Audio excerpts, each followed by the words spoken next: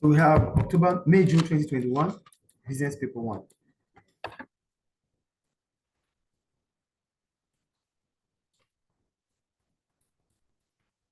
This study is there. So define public sector. When we talk about public sector, we're talking about a business organization that is controlled by government. That's a public sector. Public sector. Clear, right? Yes. Go to question B. Define profit. Profit is just the formula: total revenue minus total cost, or selling price minus cost price. Clear. I would say like what the business makes as a result of selling products. No, as a result of selling products and goods or services. That is revenue. Okay. Yeah. It's not profit. So go to question C. Identify 4 ways to measure the size of a business.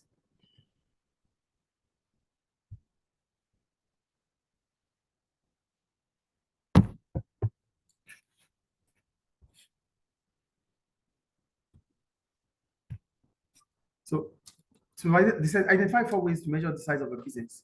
When we're talking about measuring the size of a business, basically we're talking about how big or small a business is compared to those of competitors. So you wouldn't know how big a business is without you making reference to its competitors. Do you get the point here? Yes. So how do we measure the size of a business? One, we can measure it through the sales volume. And when we talk about sales volume, we're talking about the quantities or numbers of goods sold or the numbers of customers a business has, number 1. 2, sales value, which is about the revenue of the business. You can measure it through the revenue compared to those of the competitors. In the next example tomorrow, they might be asking you how that explain sales volume, explain. Do you understand? So whenever you're making the explanation, it has to be compared to those of your competitors. Do you get it? You won't finish your explanation like sales volume. Yeah, with sales volume, this implies to the quantities or numbers of customers compared to competitors, not just quantities or numbers of customers. You have to compare it with those of your competitors. Yes. That is why you are measuring the size. Without competitors, there's no point measuring. 2, sales value, the revenue the business makes compared to those of competitors. It has to be that point there. The 3rd one, number of employees, the number of workers a business employed compared to those of its competitors. And the last one is the value of the statement of financial position, which talks about the capital employed, the amount of money invested into the business compared to those of the competitors. So these are ways in which you can measure the size of the business. Clear? Yes. So go to question D. Explain one way each stakeholder's objective might conflict with BKH's objective to increase profits. Profit is there, which means revenue exceeding your cost of production, okay?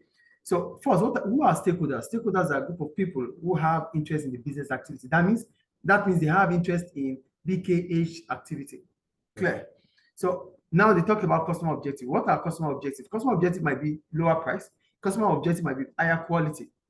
Yes. Do you get it? So I talked about lower price. Customers want lower price for whatever they want to buy, because customers are always conscious or sensitive about price. So a lower price, how does it become a conflict to profit objective of a business? Lower price will bring about low revenue, and low revenue will reduce profit. Clear?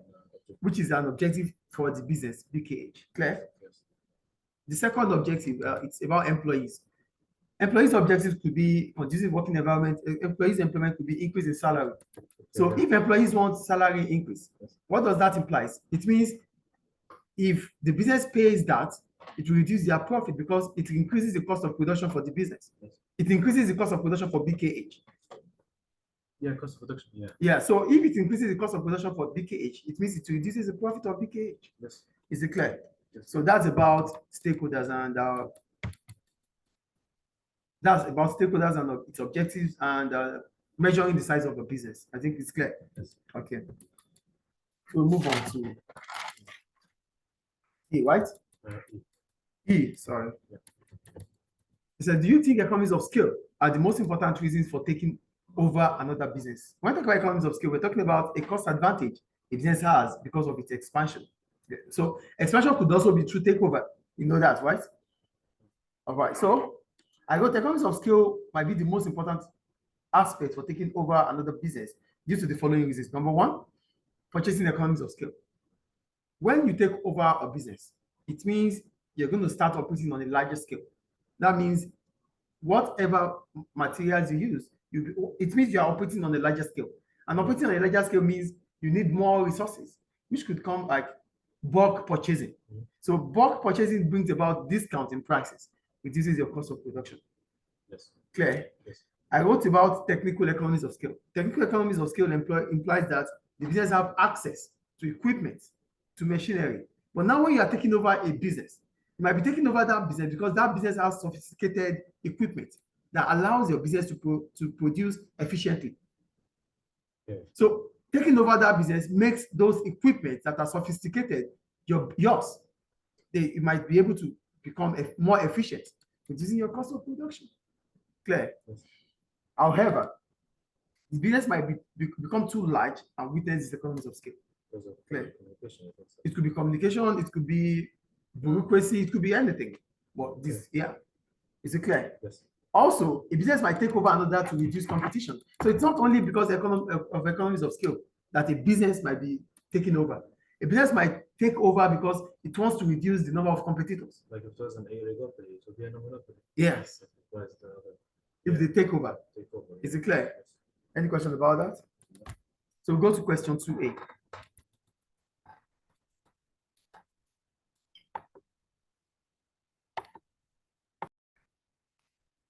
That's question 2. The case study is there.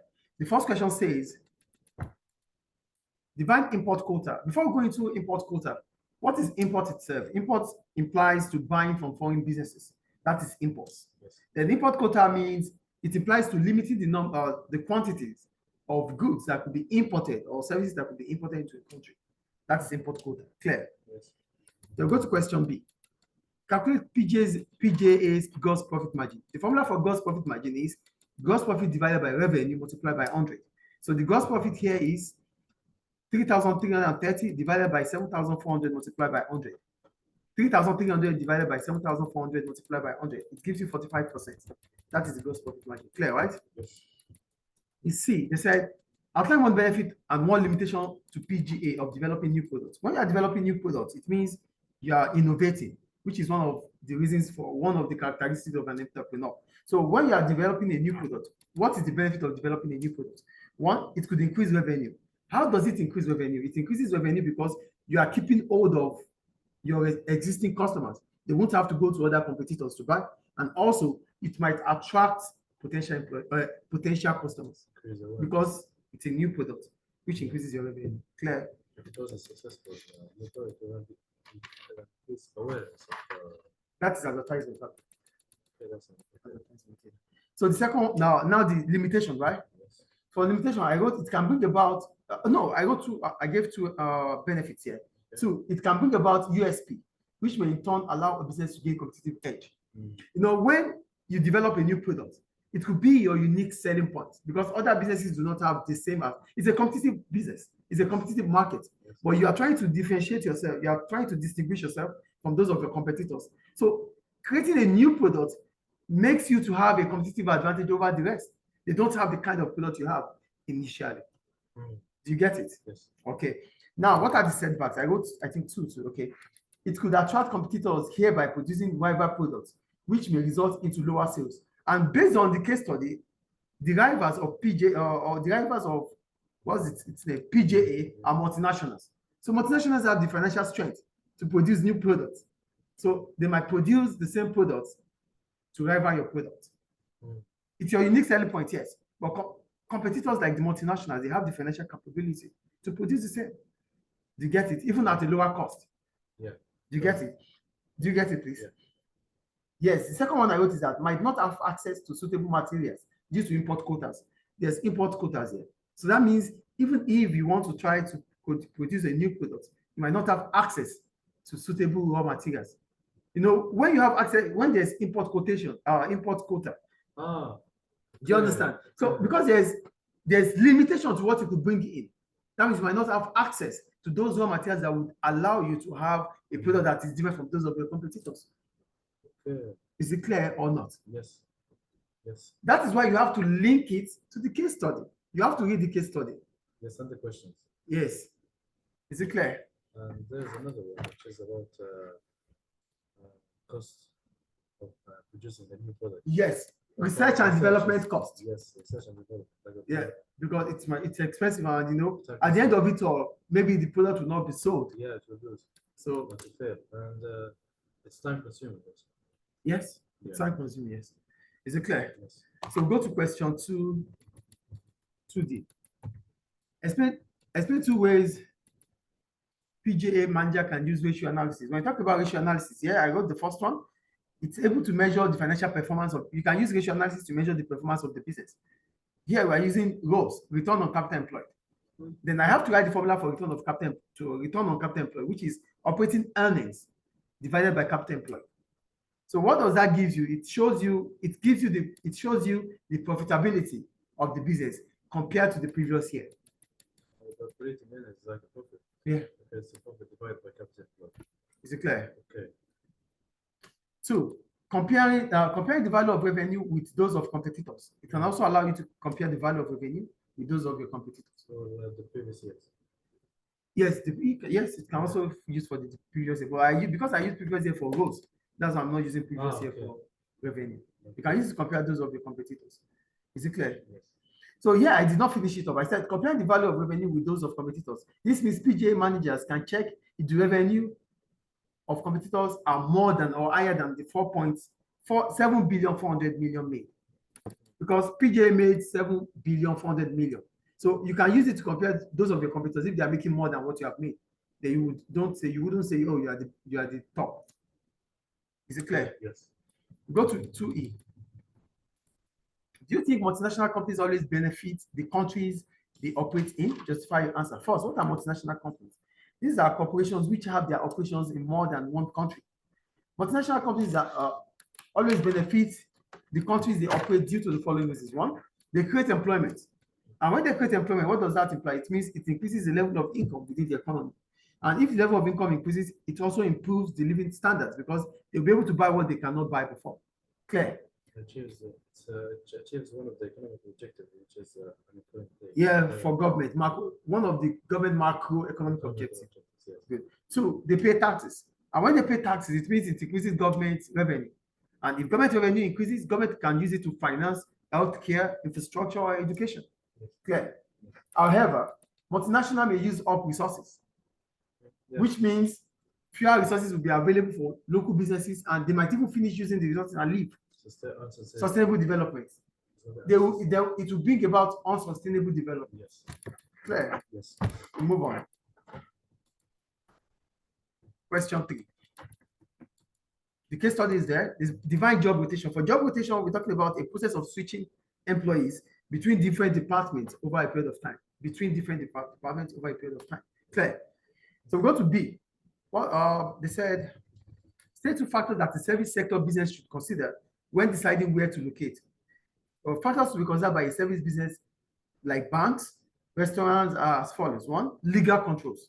For legal controls, which are government laws and regulations that might affect their operation, they have to check about government laws and regulations that might affect their operations before they set up there. Yes. Before they choose that location. 2, cost of rent. Oh, cost of rent. The amount to be paid on premises available compared to other locations. Clear? Yes. All right. Go to C. I'll find one advantage and one disadvantage of APB, of using on-the-job training. First, what is on-the-job training? On-the-job training is a training that is carried out within the premises of the business, where the trainer is likely to be an experienced employee.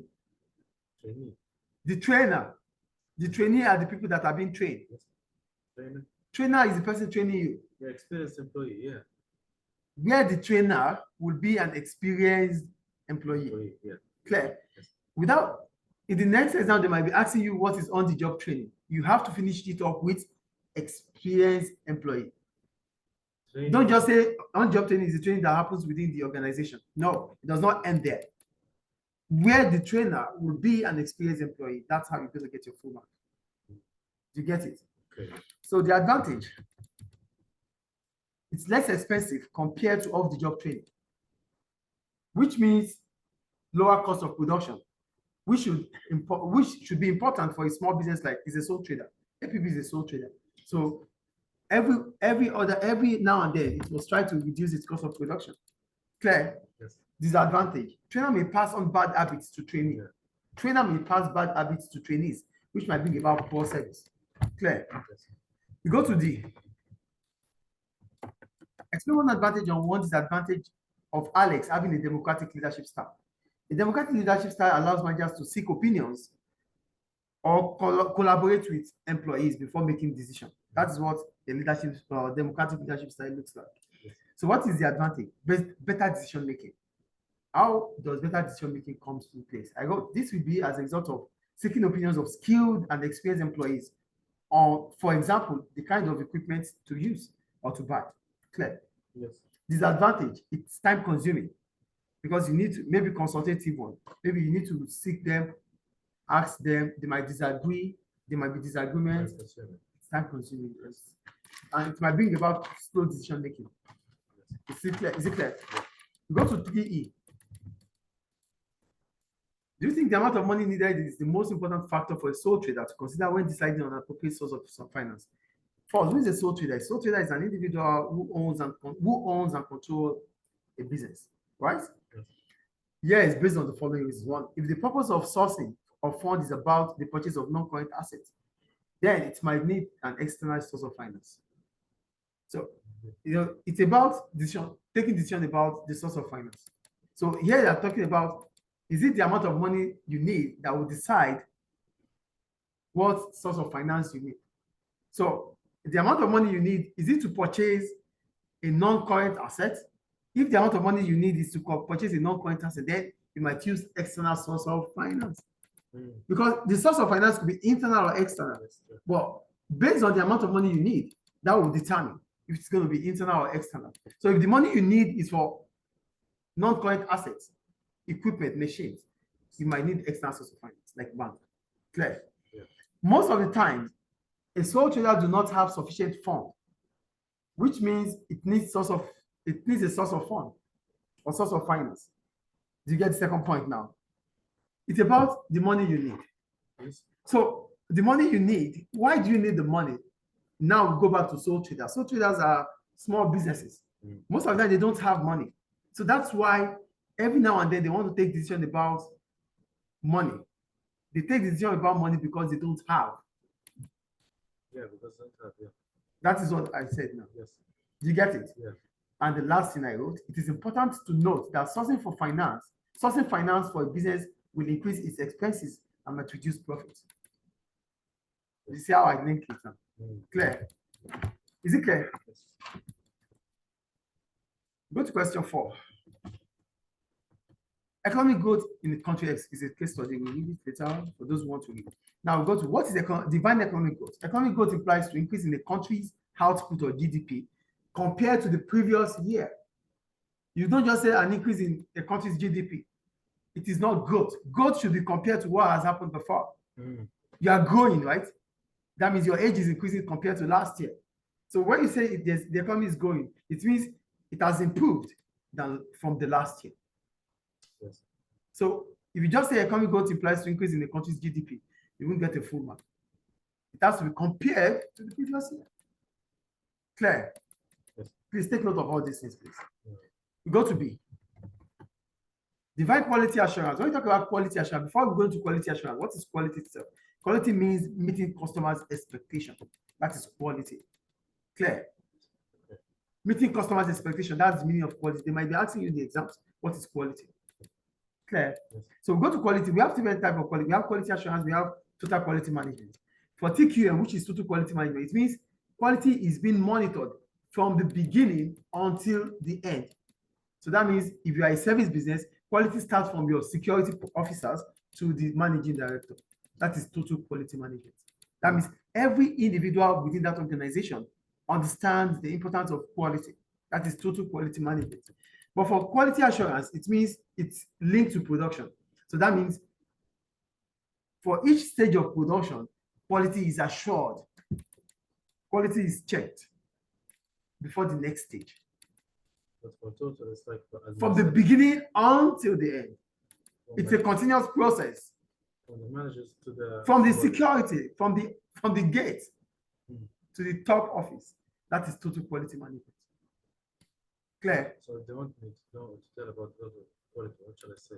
The total quality management means quality is being checked from the beginning until the end. That's it. Yes, Okay. and total quality management is linked to quality assurance, but it's very from quality control. And what is quality control? Quality control means at the end of the production, you check for quality. This is done by inspectors. Yeah. For quality assurance, for total quality management, it happens within the organization. That means it's a teamwork thing. Each individual is conscious about quality. That is total quality management. Is it clear? Yes. I told you about quality control now. Yeah. Checking quality at the end of production, done by inspectors. Clear? So we move on. See, outline 2 reasons why building customer relationships might be important to TGH. What is customer relationship? Customer relationship is a system which an organization uses in interacting with its customers. A system which an organization uses or a company uses to interact with its customers. Clear? That is customer relationship. They might be asking you what is customer relationship. Clear? Yes. So building customer relationship. Yeah, but building customer relationship might be important to the business based on the following reasons. One, it is about competitive advantage, as the market may be highly competitive due to economic growth, as new businesses may set up. There's economic growth in the economy in this country. So if there's economic growth, that means TGH might be having competitors. Because with economic growth, it means new businesses will set up. So it is important for TGH to maintain customer care or customer relationship. Because if it doesn't, competitors will come in, they go away from you, they buy from them. But when you have a good customer relationship with them, they will stay despite increasing competition. Yeah, they will be loyal. Yeah, customer loyalty. Yes. Clear. Competitive customer relationship will bring customer loyalty. Yes. 2, it improves the reputation of the business. Customer relationship might improve the brand image of the business, and existing customers may act as referrals for potential customers. So you use your existing customers to be your advertisers. So that's what we call referrals. Yes. So they talk about what your services to other potential customers. Clear? Yeah. We go to D. I see one advantage and one disadvantage to TGH of using job production. One. First, before we go into that, what is job production? Job production is a production method whereby only one product is produced at a time. One product is produced at a time. That's job production. Example of job production is cake. Okay. Yes. You want to celebrate your birthday, you order for a cake. You tell them your description of the cake. Yes or no? Yes. If I want to order if I have to celebrate my birthday, I order for a cake. I tell them the description of my cake. That is job production. Your description will be different from my description. The personal design. Yes, that is job production. Okay. So one of the advantage of job production is that it is personalized. So you can price it. Like it is higher price. It's higher price. You can price it like any price. Yeah. So now the advantage I wrote is it increases motivation for workers. Why? Because workers will have different tasks at every point in time. It's not going to be boredom. Yeah. Clear? Yes. Unlike flow production. 2, okay, I wrote only one. I said the other one are personalized services, which might bring about higher prices. Clear? Now, disadvantage, higher average cost. Why? Because job production doesn't give opportunity to economies of scale. It's a small production. So that means it means high cost of production, right? Yes. We go to E. Do you think cost plus is the best price? Yes. Can you go back and tell me about the flow production, mass production? Okay. For flow production, it's a continuous production process. Yes. For large quantities of product through the mass. So it brings about economies of scale. That's flow production. Flow production goes with mass. It means you are producing at mass. And then we have batch production. Okay. Batch production means you are producing certain product to end it up before you produce another product. That is batch production. You produce large quantities at a time before producing another one. That is batch production. Okay. So you can produce blue pens now. After producing blue pens, you start producing black pens, you start producing red pens. That is batch production. Okay. So there's time in between the production, batch production. Mm. For job production, one product at a time. For flow production, continuous production process. Clear? Yes. Go to E now, right? Do you think cost plus pricing method is it for a new business? Okay, so what is cost plus pricing? I got cost plus pricing is a pricing strategy by which the selling price of a product is determined by adding markup to it. Same price of the product. You add markup to it. That is cost plus pricing. Yes, the formula is unit cost minus of plus. Plus. Plus bracket unit cost times markup. Yes. That's the formula. Formula clear. Okay. Yeah. So go to now cost plus pricing method may be the best for new business selling products to a niche market due to the following reasons. One, it allows the business to know the cost that the cost can be covered, which means profit can be made per unit of item. When you use cost plus pricing, it means you know that whatever cost you are charging, whatever price you are charging, it has covered for the cost. Yeah. You get it? Yes. Two, it is easier to calculate, and this saves time when determining the price. Clear? Yes. However, it might not be the best as a new business may use penetration pricing, which means setting a lower price at first to attract customers and gain the trust of customers. Afterwards, then increase the price. For scheme. Price scheme. Because it's a niche market. What else? Yes, you can use price scheming, Because, charging higher prices to make them feel like to give the perception that the product is of high quality. Okay. Yeah. And also, I talk about competitive pricing. But it's a niche market, so there might not be competitive pricing. Okay. Yes. So we had paper 1, May, June 2021. Thank you.